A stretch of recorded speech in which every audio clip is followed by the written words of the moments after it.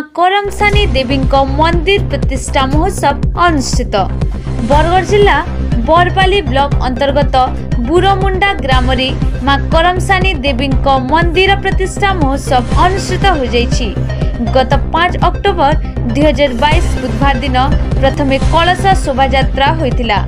एक भव्य शोभायात्रा रे शह शह श्रद्धालु निकटस्थ पुष्करिणी पूजा पूर्वक कलश जल आनी पूजा मंडप को आनिथिले।